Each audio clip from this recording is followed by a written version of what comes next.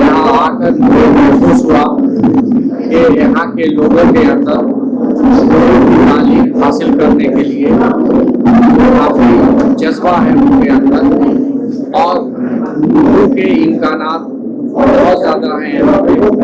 केरला के लोगों से मेरी उम्मीदें बेहद ज़्यादा वाबस्ता हो गई हैं, और मुझे उम्मीद है कि आने वाले मुस्तकबिल में उर्दू का फ़रोग़ केरला में वैसे ही होगा।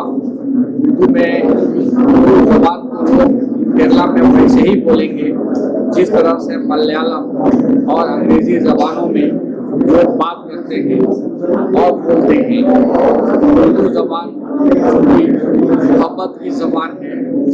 उर्दू ज़बान सिर्फ़ एक ज़बान ही नहीं, बल्कि ये हिंदुस्तान की गंगा जमनी तहज़ीब है। और उर्दू ज़बान किसी ख़ास कम्युनिटी की ज़बान नहीं है, बल्कि पूरे हिंदुस्तान की ज़बान है, तमाम लोगों की ज़बान है। तो केरला के लोग भी इसको हाथों हाथ लेंगे, इसको अपने सीने से लगाएंगे, इसे अच्छी तरह से सीखेंगे।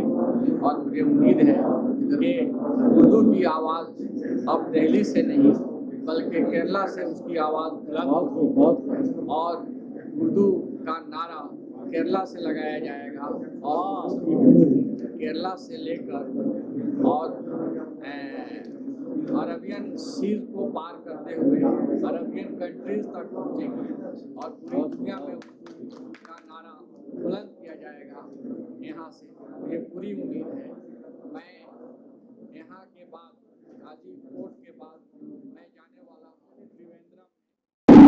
मुलाकात के गवर्नर से होगी, और मैं उनसे मिलकर कोशिश करूँगा कि उर्दू के रास्ते में जो भी रुकावटें हैं उसे वो दूर करें, और उर्दू के फ़रोग़ के लिए वो कारगर कदम उठाएं।